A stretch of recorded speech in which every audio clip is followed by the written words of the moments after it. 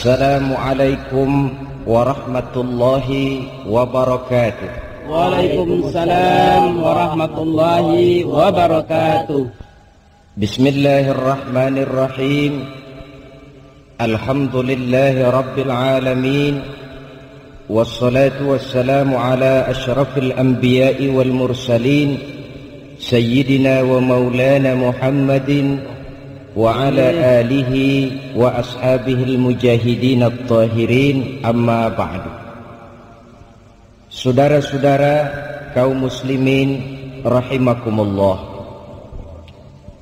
di awal pertemuan kita hari ini, marilah lebih dahulu sama-sama kita memanjatkan puji dan syukur kehadirat Allah Subhanahu wa ta'ala, Tuhan yang maha pengasih dan tidak pernah pilih kasih, Tuhan yang maha penyayang, yang sayangnya tidak terbilang, yang sampai pada saat ini masih memberikan kesempatan untuk hidup kepada kita bersama. Dan hidup itu sendiri sekurang-kurangnya pada saat ini telah kita gunakan untuk sesuatu yang insya Allah bernilai ibadah. Salawat dan salam mudah-mudahan senantiasa tercurah atas junjungan penghulu alam, Nabi besar Muhammad sallallahu alaihi wasallam beserta seluruh keluarga dan para sahabatnya, amin ya rabbal alamin.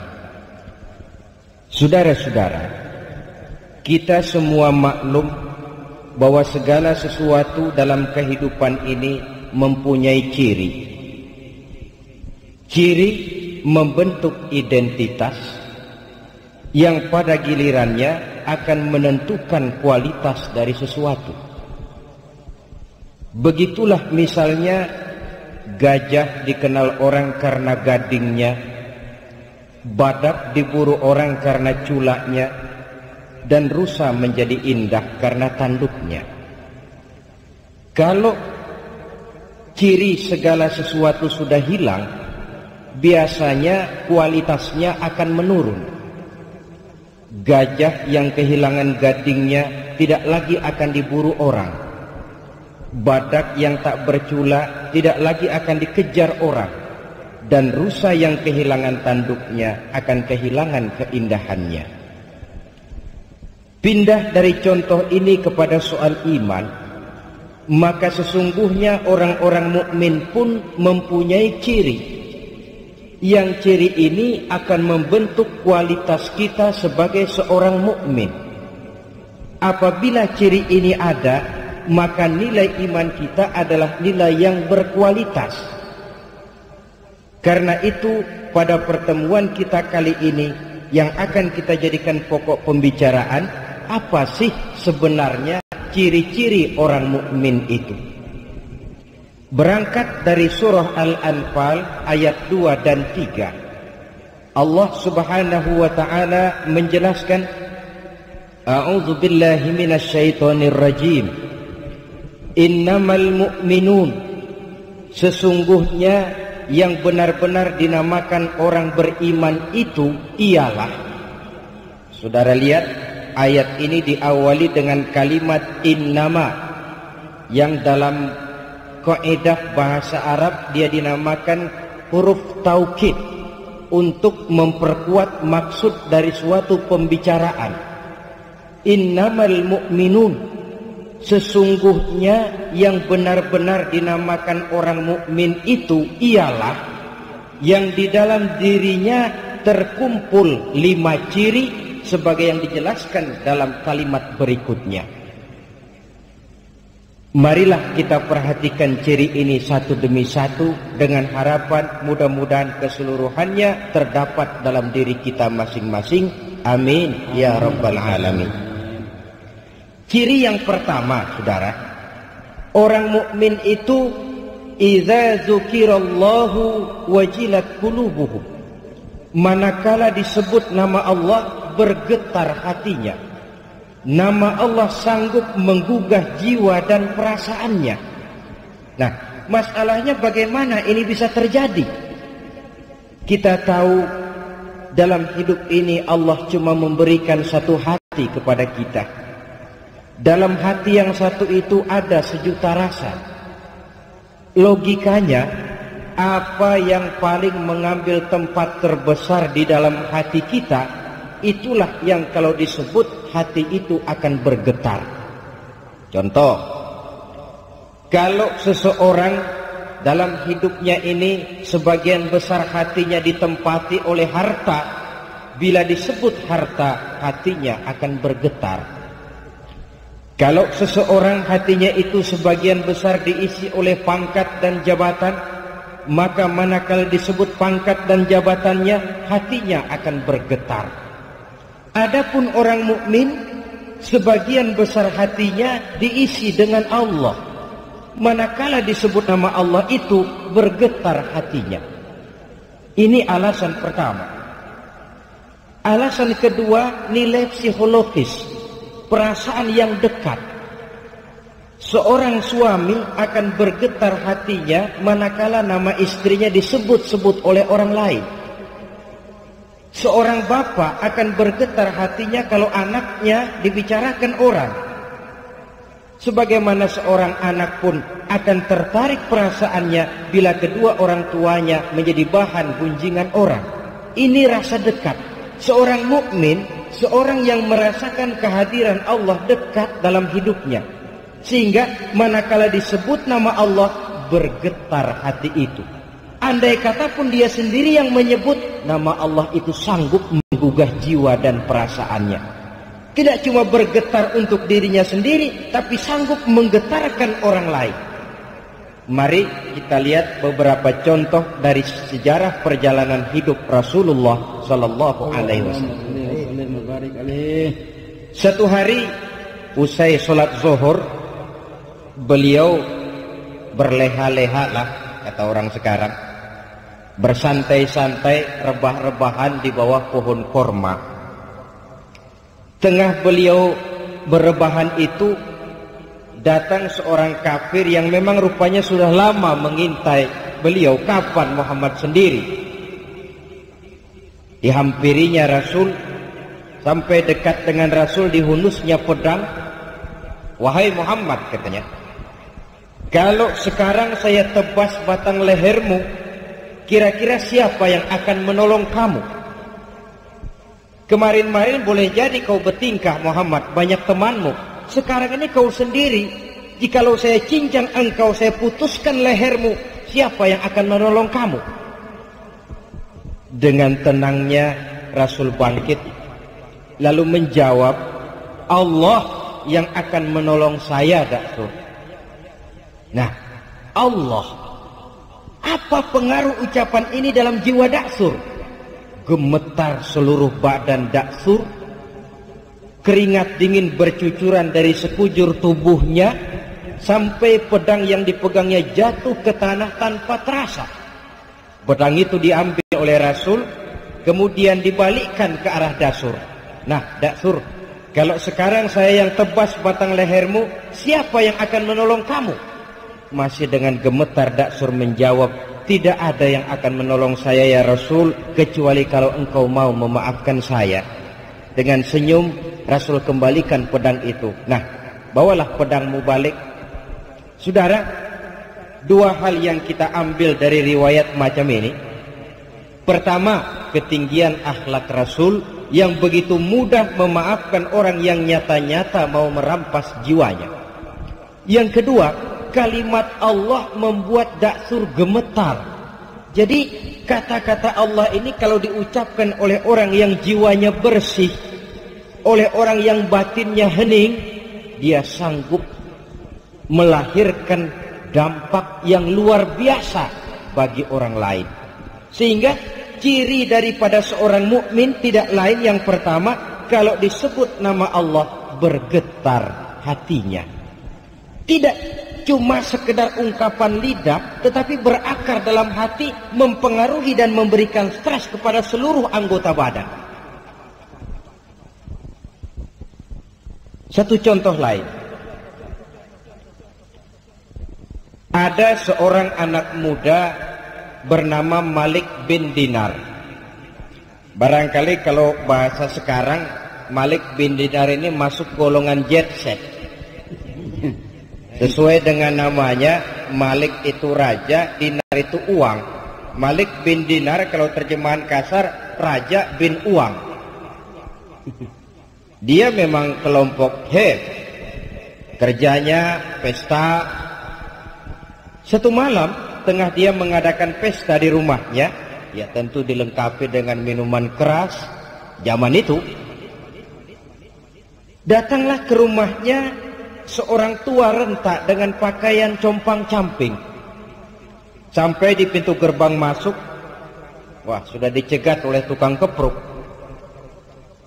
Ada apa Pak? Enggak, mau tanya saja, kata orang tua tadi. Yang punya rumah ini siapa? Oh, majikan saya, bos saya. Malik bin Dinar. Malik bin Dinar? Iya. Bosmu si Malik bin Dinar itu hamba apa orang merdeka? Oh, dia orang merdeka. Dia bukan hamba. Betul, kata orang tua tadi. Sampaikan salam saya kepada bosmu Malik bin Dinar. Dia memang bukan hamba, dia orang merdeka. Kalau dia hamba tidak cuma begini kerjanya. Kalau dia hamba tidak cuma untuk pesta, dia hidup. Seorang hamba adalah seorang yang juga sujud kepada penciptanya. Seorang hamba juga seorang yang sadar dari mana dia datang, di mana dia sekarang, dan kemana dia akan datang nanti. Hambamu ini memang orang merdeka, dilarang dia tidak terlarang, dicegah dia tidak tercegah. Dia perturutkan kemauan nafsunya dalam hidup. Oh, dia memang benar-benar orang merdeka. Kasih tahu dia. Saudara, orang tua compang-camping ini pun lalu pergi. Tidak ketahuan lagi kemana arahnya dia pergi. Disampaikanlah ucapan ini oleh si penjaga tadi kepada Malik bin Dinar. Terperangah dia mendengar. Ini ucapan orang tua sederhana, tapi kok nyangkut di hati. Kalau kau hamba bukan begini kerjamu. Kau orang merdeka. Merdeka dari aturan Allah. Merdeka dari agama. Kau mengatur hidupmu menurut seleramu. Kau memang orang merdeka. Dia renungi ucapan orang tua tadi. Malam dia tidur mimpi. Mimpinya enggak kepalang tanggung lagi. Mimpi kiamat datang.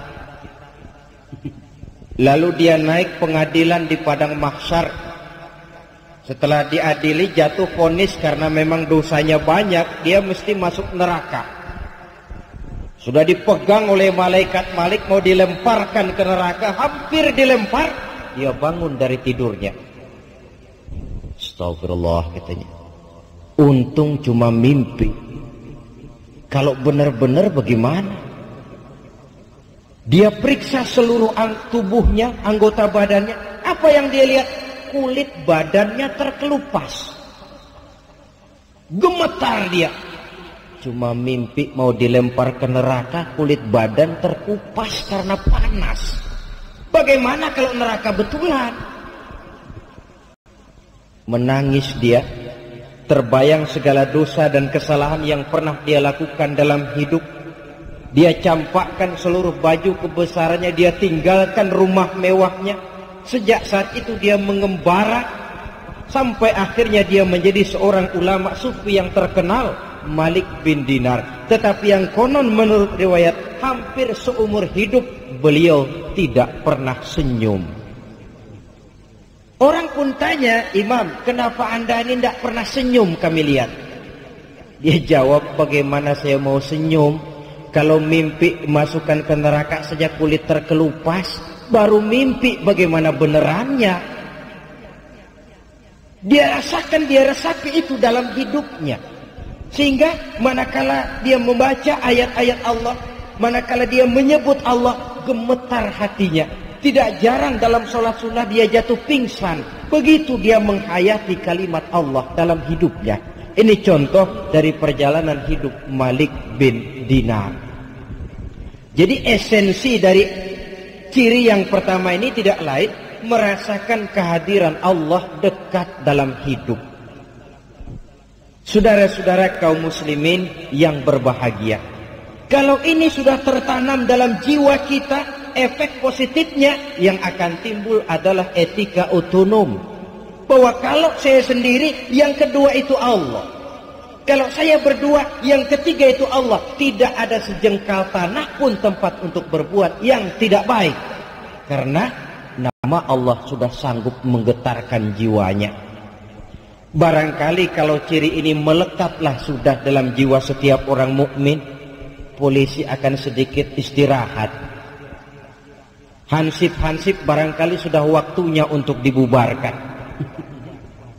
Idza dzukirallah wajilat qulubuhum. Cukup nama Allah menggetarkan jiwanya, melahirkan etika otonom, disiplin yang tumbuh dari dalam jiwa sendiri. Celakanya kan kebanyakan etika sekarang ini etika heteronom, etika yang dipaksakan dari luar. Orang takut berbuat jahat karena undang-undang, karena polisi, karena ditongkrongi hansip. Mental kucing. Taruhlah lihat kucing, sepotong ikan di atas piring, taruh di depan kucing, kita tongkrongi, barangkali itu kucing nggak mau makan. Tapi sedikit kita lengah, habis ikan itu disambar. Sopannya kucing, lemah lembutnya kucing, kalau ditongkrongi, sedikit kita lalai, habis ikan itu disambar. Tidak mau melakukan kejahatan cuma karena takut polisi. Kalau polisi lengah, dia hajar. Takut berbuat yang tidak baik karena ada hansip ronda. Kalau hansip tidur, habis rumah orang digasak. Mentalitas kucing. Etika yang belum tumbuh dari dalam jiwa sendiri. Nah, untuk menumbuhkan etika macam ini, agama merupakan sarana yang paling ampuh. Ciri utamanya merasakan kehadiran Allah dekat dalam hidup. Nah, baiklah ya, ini ciri yang pertama. Tinggal kita introspeksi. Saya ini kalau saya sendiri menyebut nama Allah, bagaimana pengaruhnya dalam hidup saya? Bagaimana pengaruhnya dalam jiwa dan hati saya? Kalau saya dengar orang lain menyebut Allah itu, bagaimana pengaruhnya dalam jiwa saya? Adakah itu atau tidak? Saudara, satu. Yang kedua, ciri orang mukmin itu, wa idza tuliyat alaihim ayatuhu zadathum imana. Apabila dibacakan ayat-ayat Allah, bertambah imannya. Ini ciri yang kedua. Orang mukmin kalau dibacakan ayat Allah, imannya tambah. Lalu saudara bertanya, Pak, apa iman itu bisa tambah? Dan kalau dia bisa tambah, tentu dia bisa kurang. Memang. Al-Ghazali membagi iman itu dalam 3 klasifikasi. Pertama, tingkat iman yang beliau namakan la yazidu wa la yanqusu. Tingkat iman yang tidak pernah tambah, tidak pernah kurang. Katakan iman stabil. Tambah tidak, kurang pun tidak. Iman siapa ini? Ini imannya malaikat, kata Al-Ghazali. Malaikat itu dari dulu, istilah saya dari tahun 1. Imannya ya gitu-gitu saja, tambah tidak, kurang pun tidak. Kenapa iman malaikat tidak pernah tambah? Sebab amalan malaikat itu monoton. Malaikat makhluk yang tanpa alternatif. Ada malaikat yang sejak diciptakan diperintahkan sujud, ya sujud saja sampai sekarang tidak bangun-bangun. Ada malaikat yang sejak diciptakan ditugaskan mencabut nyawa, ya nyawa saja operasinya. Ada malaikat yang sejak diciptakan ditugaskan mengatur rezeki, ya rezeki saja diatur. Amalannya monoton. Ya kalau kita kan amalan kita banyak. Saat ini dengar ceramah, datang malam kita tahajud, siang kita bisa baca Quran, ada rezeki sedekah. Amalan kita banyak. Malaikat amalannya cuma satu macam. Tapi sebaliknya, iman malaikat pun tidak pernah kurang. Buktinya, malaikat tidak diberikan nafsu. Kecenderungan berbuat yang melanggar aturan Allah tidak ada sama sekali. Kan nggak pernah ada berita ada malaikat nyabet radio. Tidak ada perbuatan negatif yang dilakukannya. Jadi wajar kalau imannya lalu stabil. Hampir tidak ada tantangan dalam hidup malaikat itu. Kalau bahasa kasar, kehidupan malaikat bukan kehidupan perjuangan. Dia makhluk yang secara instinktif diciptakan untuk taat kepada komando Allah tanpa secuil pun keinginan untuk membangkang. Makhluk tanpa alternatif. Yang kedua, kata Al-Ghazali, imanun yazidu wala yanqusu. Tingkat iman yang tambah terus dan tidak pernah kurang. Nah, ini imannya para anbiya wal mursalin, para nabi, para rasul, imannya tambah terus tidak pernah kurang. Iman plus. Coba lihat. Dalam sejarah tidak ada seorang rasul pun yang dianak emaskan. Semuanya berjuang, kadang-kadang terusir dari kampung halamannya, difitnah, dicaci maki, dilontari kotoran unta, diancam akan dibunuh. Tapi sekali kaki melangkah ke depan, pantang surut ke belakang. Tidak ada kita baca sejarah rasul karena perjuangannya terlalu berat lalu minta pensiun. Minta berhenti sajalah, Tuhan gak kuat jadi nabi. Tidak ada. Makin berat perjuangan itu, makin mantap langkahnya. Iman para nabi dan iman para rasul. Yang ketiga, kata Al-Ghazali, imanun yazidu wa yanqusu. Tingkat iman yang bisa bertambah pun juga bisa berkurang. Inilah iman kita pada umumnya. Kadangkala grafik iman itu mengalami plus. Rajinlah kita sujud, rajinlah kita datang ke majelis taklim, sadarlah hati, banyak kita membaca Quran. Tempo-tempo iman itu mengalami pasang surut, maka kita pun jatuh ke lembah kehinaan. Nah, adapun orang mukmin cirinya kalau dibacakan ayat Allah imannya tambah. Nah, caranya bagaimana? Terlebih dahulu mari kita bicarakan apa sebenarnya ayat Allah itu. Ayat secara etimologi artinya tanda. Ayat Allah artinya tanda-tanda kekuasaan Allah. Sayyid Muhammad Rashid Ridha membagi ayat Allah itu menjadi dua bagian. Ada ayat yang tercipta oleh Allah dan ini dinamakan alam. Ada ayat yang tercipta oleh Allah, ini dinamakan alam. Dan ada ayat yang terucap oleh Allah dan ini dinamakan wahyu. Jadi lautan ayat Allah, bintang gemintang yang bertabur menghias angkasa ayat Allah, planet-planet yang beredar di angkasa luar ayat Allah, lautan ayat Allah, matahari, bulan dan bintang ayat Allah, gunung dan lautan ayat Allah, manusia ayat Allah yang tercipta. Quran ayat Allah, Injil yang diturunkan kepada Isa ayat Allah, Taurat yang diturunkan kepada Musa ayat Allah, Zabur yang diturunkan kepada Daud ayat Allah yang terucap oleh Allah. Kepada mukmin diperintahkan membaca dua ayat ini. Baik ayat yang tercipta maupun ayat yang terucap harus dipelajari. Pelajari angkasa luar karena itu ayat Allah. Membaca ayat Allah di angkasa luar lewat ilmu astronomi. Hasil pengkajian angkasa luar akan membawa orang kepada ucapan Rabbana ma khalaqta hadza batila. Wahai Allah, tidak engkau ciptakan semua ini sia-sia. Pengkajiannya terhadap angkasa luar makin menambah keimanannya. Dan nilai ilmiahnya memperkuat keimanannya. Jangan macam seorang astronot dari negeri Soviet, ya maklumlah Soviet namanya. Apa dia bilang? Bertahun-tahun saya meneropong angkasa luar, nggak pernah ketemu yang namanya Tuhan.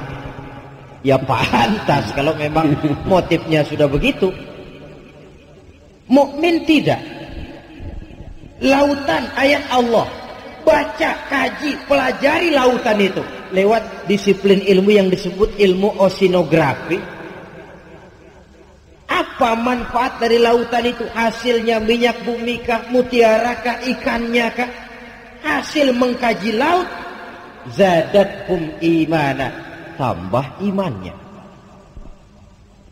Dia baca bumi sebagai ayat Allah ini lewat ilmu geografi, mempelajari struktur susunan kulit bumi, kenapa bisa terjadi gempa, kenapa bisa timbul erosi, kekayaan apa yang ada di perut bumi.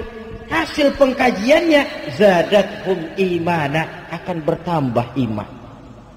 Kalau kemarilah pola kita berpikir, bukan cuma di pondok pesantren kita bisa memperkuat iman.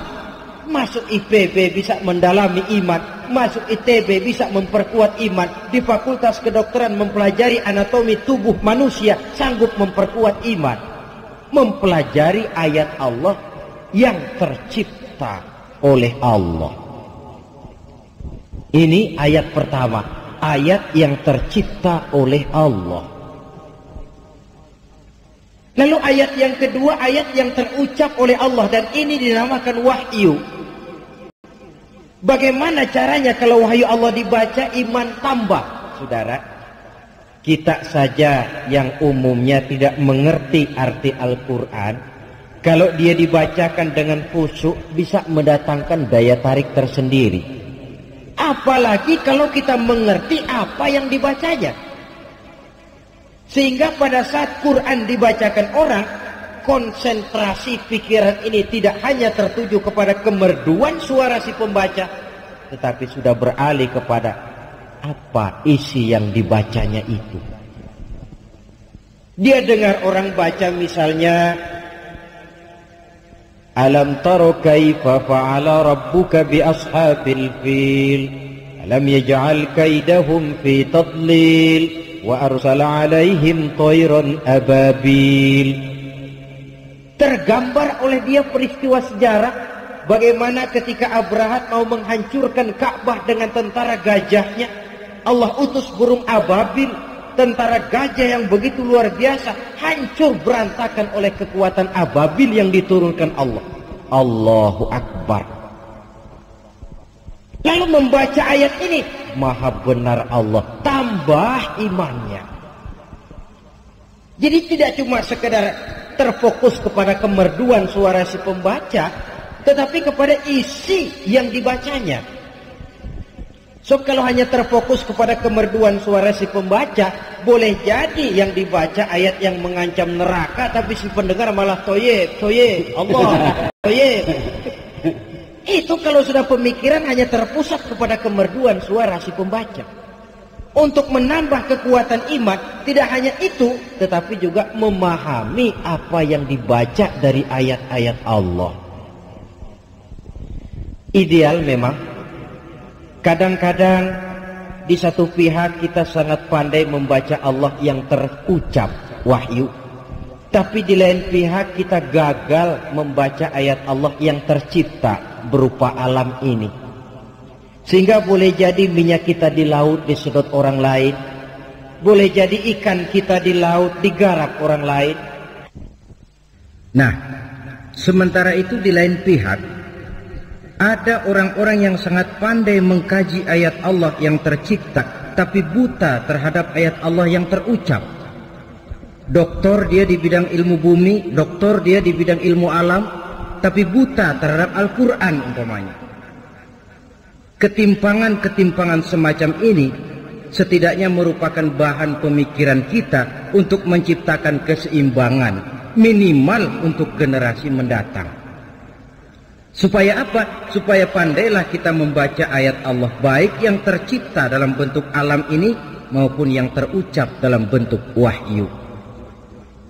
Kalau kedua ayat ini sudah pandai kita baca, maka insya Allah manakala dibacakan ayat-ayat Allah bertambah iman. Sekali lagi, baik ayat yang tercipta oleh Allah maupun ayat yang terucap oleh Allah. Inilah ciri orang mukmin yang kedua. Yang ketiga, saudara-saudara, Ciri orang mukmin itu wa ala rabbihim yatawakkalun. Mereka hanya berserah diri kepada Allah. Mereka hanya bertawakal kepada Allah. Dengan semakin majunya perkembangan ilmu dan teknologi telah mengantarkan masyarakat dunia ini kepada satu affluent society, satu masyarakat serba ada. Orang sudah menerapkan pola hidup yang mereka namakan knob life, hidup tekan knob. Kayaknya kebahagiaan itu sudah hampir dijangkau oleh manusia. Tapi seiring dengan itu kita pun melihat ekses.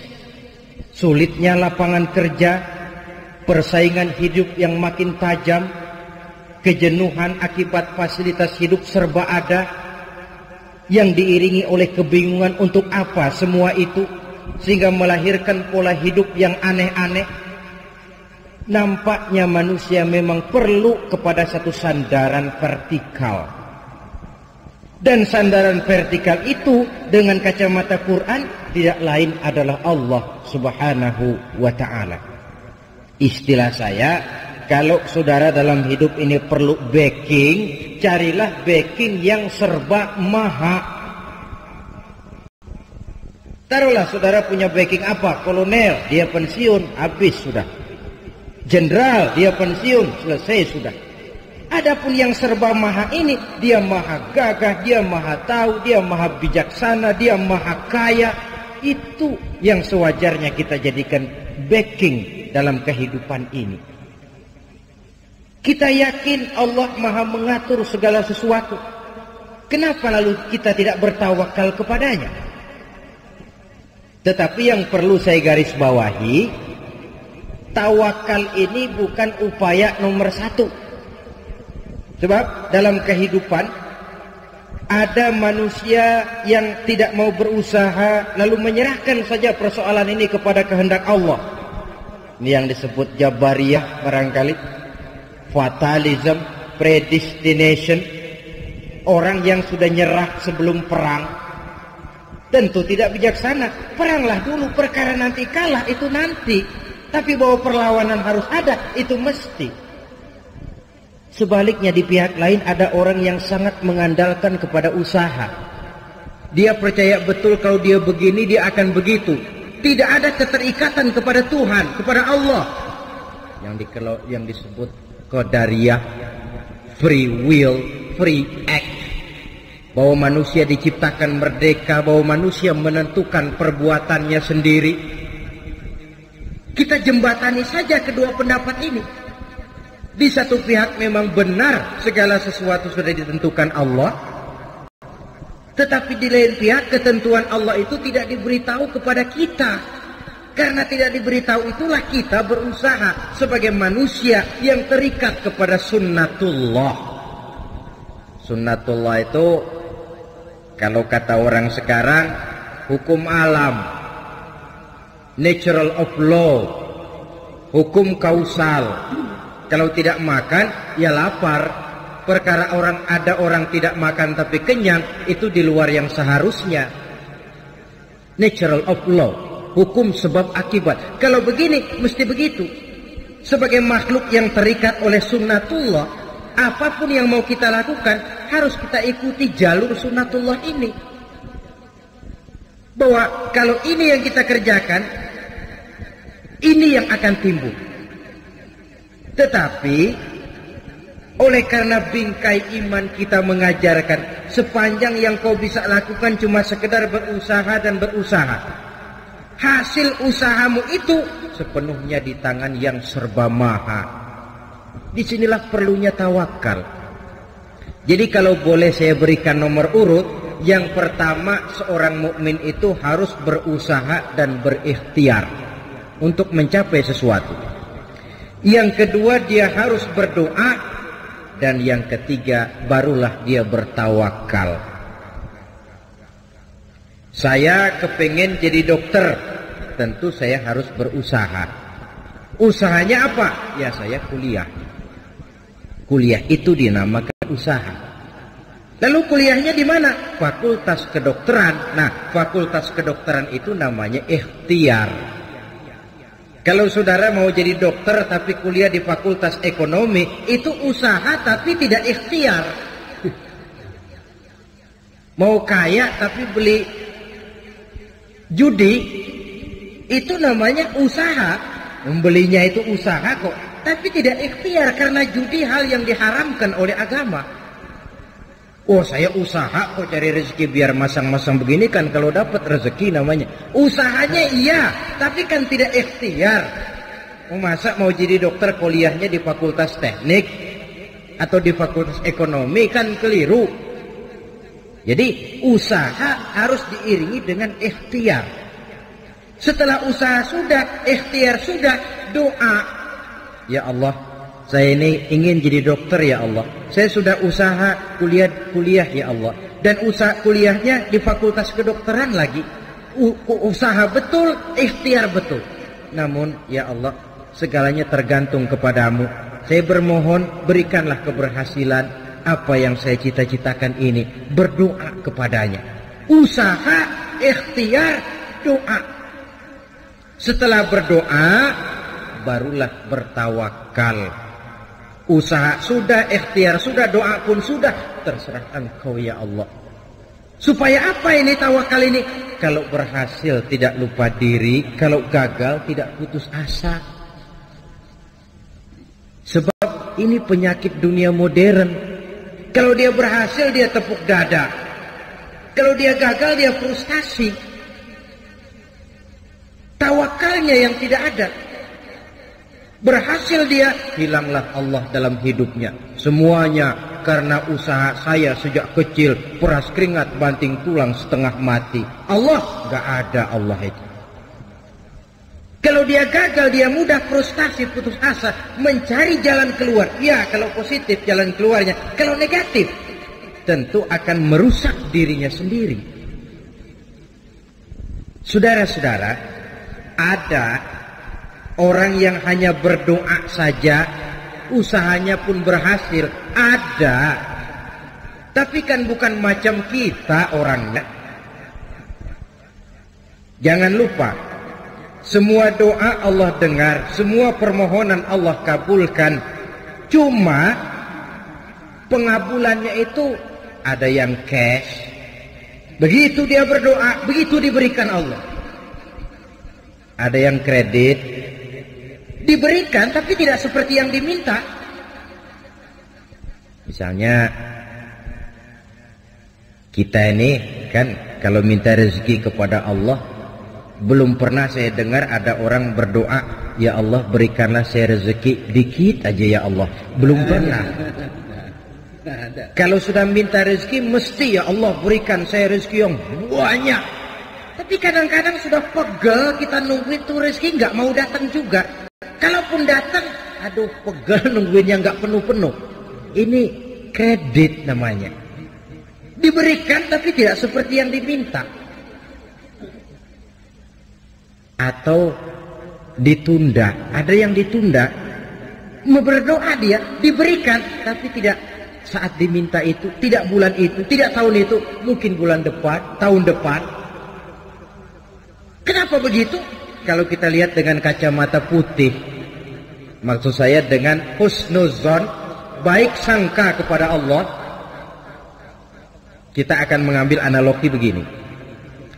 Anak kita yang umur 5 tahun datang, Pak minta uang 100.000. Saya pikir paling kita kasih 100 perak.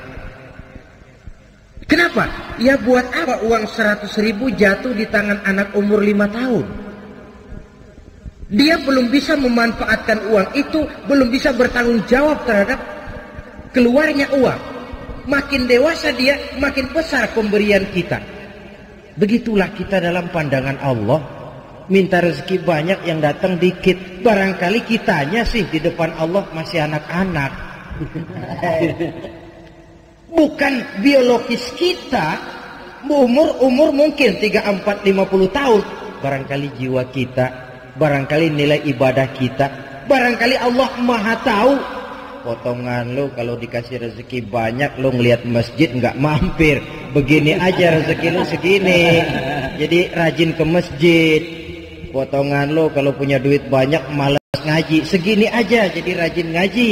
Sekali lagi ini kalau kita lihat dengan kacamata putih. Dan memang seharusnya dengan kacamata itu kita melihat realita kehidupan.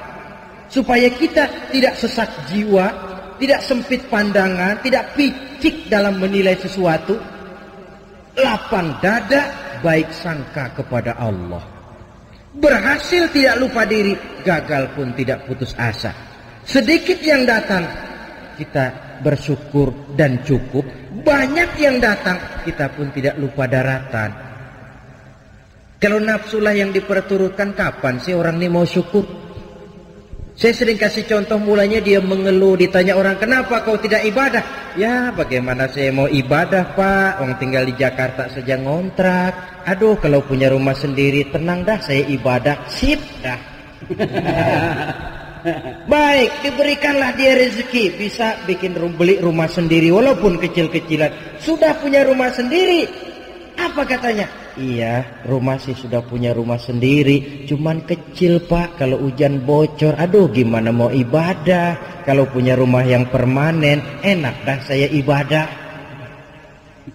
Diberikan juga rezeki, bisa bikin rumah permanen. Aduh, rumah memang sudah permanen, cuma isinya belum seperti rumah tetangga pak. Aduh kalau punya kulkas, punya video kaset, punya tape deck, punya, aduh tenang saya ibadah. Diberikan juga rezeki, bisa beli peralatan rumah tangga yang memadai. Peralatan sudah cukup pak, aduh cuma kendaraan belum punya. Kalau sudah punya kendaraan mau berangkat ke masjid kan enak pak, tenang saya ibadah. Nanti dah kalau ada kendaraan saya mau ibadah. Janji terus. Barangkali malaikat dengar dari jauh, janji nih ya. Janji aja misalnya. Itulah nafsu itu. Kapan mau bersyukur? Sehingga benar kalau Rasul mengatakan orang yang bahagia dalam materi dia lihat ke bawah. Orang yang celaka dalam materi dia lihat ke atas. Dalam agama dia lihat ke bawah. Kalau dalam materi kita melihat ke bawah, lapang dada akan timbul, sikap mensyukuri nikmat akan ada. Seorang teman berkata, kalau engkau hatimu keras dan sulit untuk bersyukur, sering-seringlah main ke kuburan atau ke rumah sakit katanya.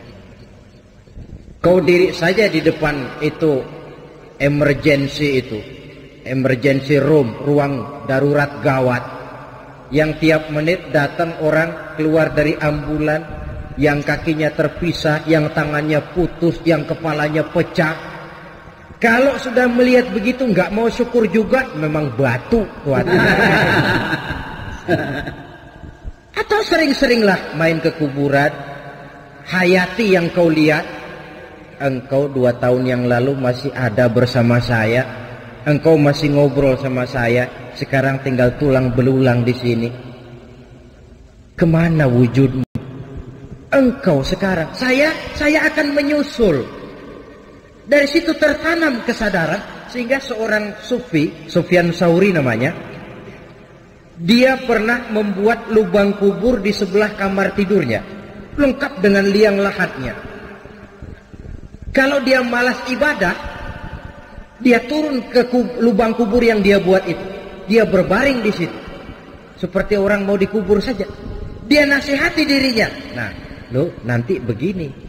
Sekarang baru coba-coba, masih bisa bangun, masih bisa sholat, ayo bangun sholat. Kalau benar-benar sudah begini ditutup dengan dinding ari, tidak ada lagi kesempatanmu berbuat baik.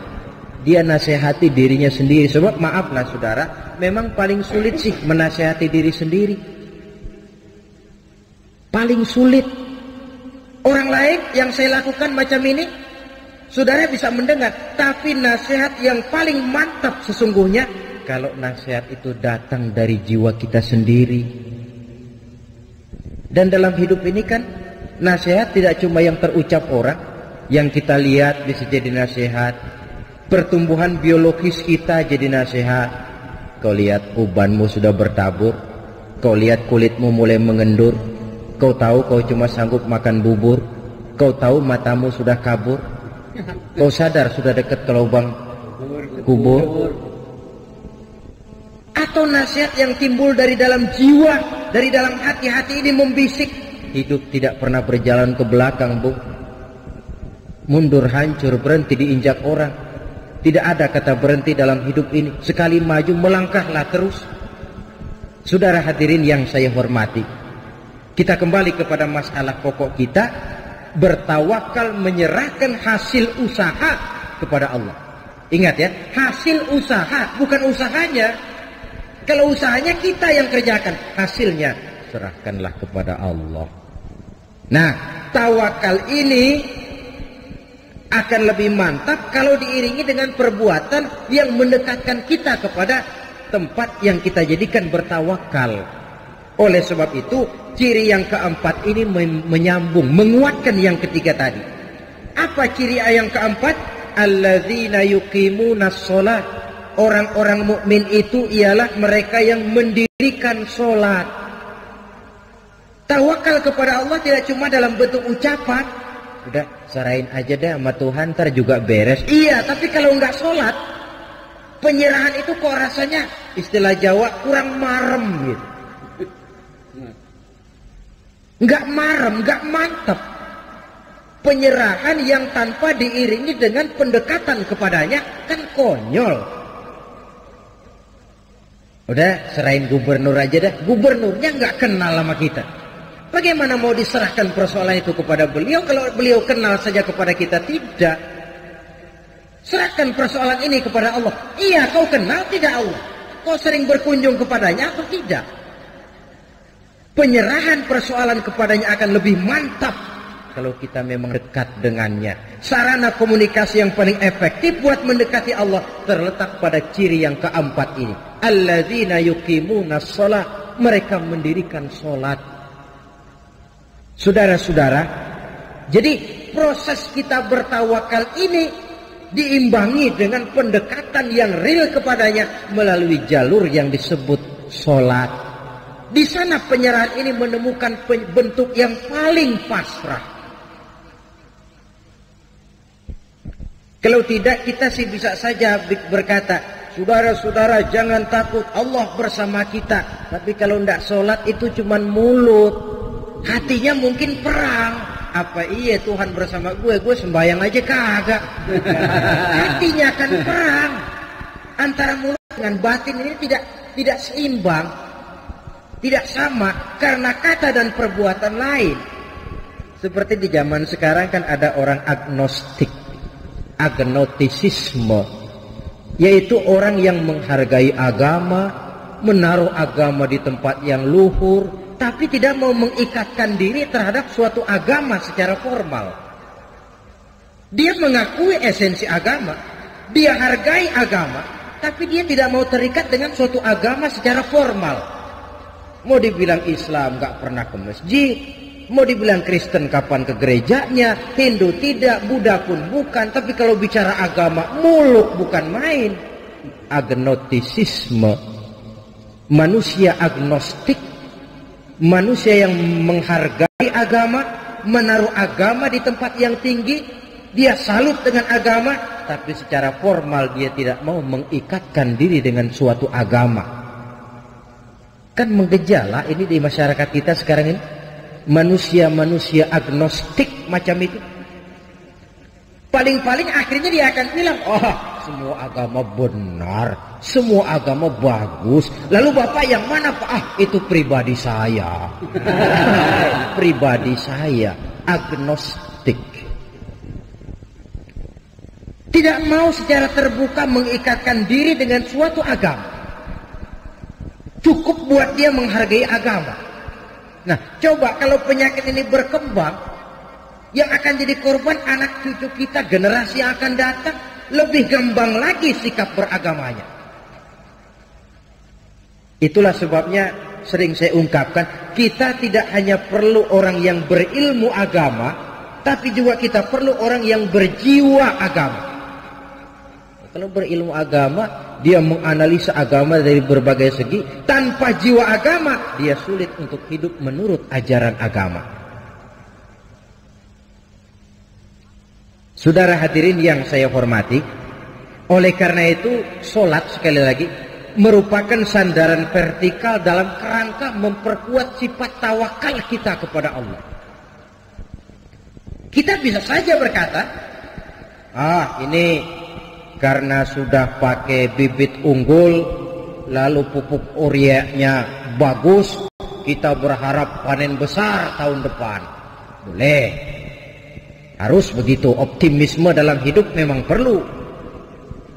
Tapi kalau tidak ada tawakalnya, tidak ada upaya pendekatan kepada Allah, dia merasa semuanya memang sudah diperhitungkan secara matang, medan sudah dikuasai, situasi dan kondisi sudah menunjang.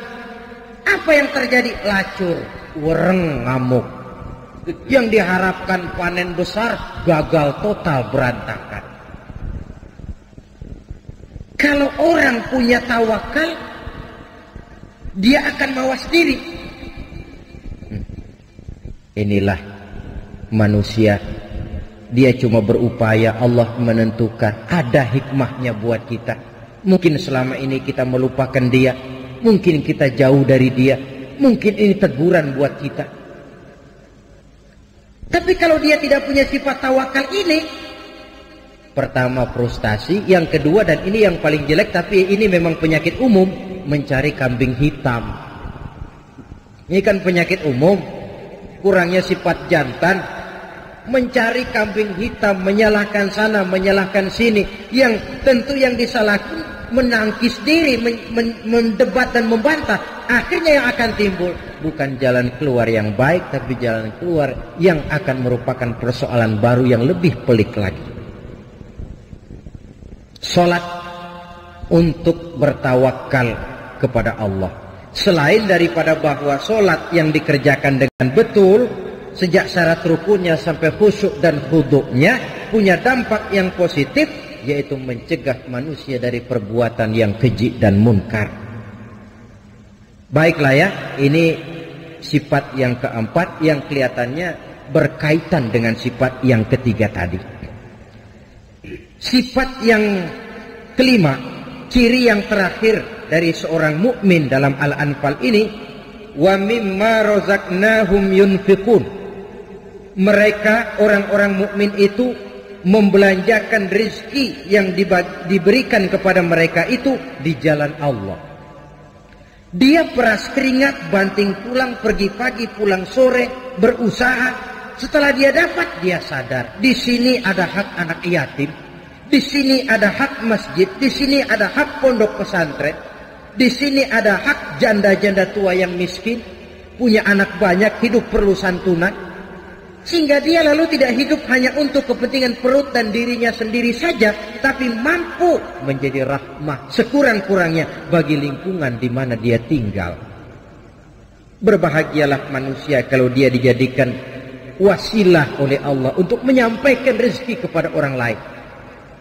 Tidak ada orang jadi kaya raya lantaran dia bakhil. Tidak ada orang jatuh melarat lantaran dia pemurah. Rizki yang diberikan Allah dibelanjakan di jalan Allah. Dan tidak perlu semua, Allah pun tidak menuntut semua. Pernah Rasul mengutus seorang sahabat mengambil zakat kambing dari seorang sahabat. Ambil zakat kambingnya. Sahabat yang disuruh ngambil ditanya, yang harus saya ambil kambing yang terbaik ya Rasulullah? Jangan. Lalu yang terjelek? Juga jangan. Yang pertengahan saja. Kalau kau ambil kambingnya yang terbaik, nanti susah hatinya orang yang punya kambing. Kambing saya yang paling bagus diambil. Kalau kau ambil kambingnya yang paling jelek, kasihan orang yang nerima. Nanti dia ngedumel, kambing gempor aja dia zakatin. Keseimbangan. Hak milik pribadi ada, diakui, tapi harus berfungsi sosial. Coba, bakhil dicela dalam Islam, tapi mubazir, boros juga tidak dibenarkan dalam Islam. Jalan tengah antara boros dan bakhil, pemurah. Bedanya pemurah dengan pemboros apa? Kalau pemboros dia tidak peduli membelanjakan harta untuk sesuatu yang tidak ada manfaatnya. Itu boros. Lah kalau pemurah, harta ini dia belanjakan dalam sesuatu yang jelas ada manfaatnya. Maka bersabdalah Nabi, Ar-Rahimuna yarhamuhumur Rahman, irhamu ahlal ardi yarhamkum man fis sama. Orang-orang yang punya belas sifat kasih akan dikasihi pula oleh Allah. Sebab itu sayangi apa yang ada di permukaan bumi, nanti yang di langit akan sayang pula kepadamu. Akan berlimpah kasih sayang dan rahmat Allah kepada kehidupan. Alangkah nikmatnya kalau yang kaya sayang kepada yang miskin lalu menolongnya, yang alim sayang kepada yang awam lalu membimbingnya, yang berkuasa dan kuat sayang kepada rakyat yang lemah lalu melindunginya. Akan turun rahmat Allah, akan tercipta kehidupan yang tenang, damai dan tentram.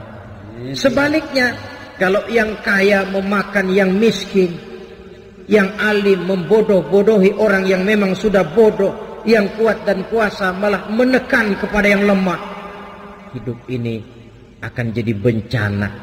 Yang timbul bukan lagi kebun dunia yang indah permai, tapi barangkali neraka dunia yang membuat kita tidak kerasan menjalani hidup ini. Saudara-saudara, agaknya inilah pembicaraan kita pada pertemuan kali ini. Saya ingin mengakhiri uraian ini dengan satu cuplikan peristiwa kecil. Al-Hasan pernah bertanya kepada seorang laki-laki, "Amu'minun anta?" Apakah kamu orang mukmin? Orang ini menjawab, kalau yang dimaksud dengan mukmin itu beriman kepada Allah, malaikat, kitab, rasul dan selanjutnya, ya saya mukmin. Tapi kalau yang dimaksud mukmin seperti yang dikatakan Allah dalam ayat Anfal ayat 23 yang kita bicarakan ini, saya enggak tahu saya termasuk mukmin apa enggak, katanya. Ini jawaban orang itu dan ini jawaban kita barangkali. Kalau soal iman kepada Allah, malaikat, kita, pokoknya kepada rukun iman yang 6, ya kita mukmin. Tapi kalau sudah bicara Anfal ayat 2 dan 3, apakah kita mukmin? Secara jujur, marilah kita mencoba menjawabnya.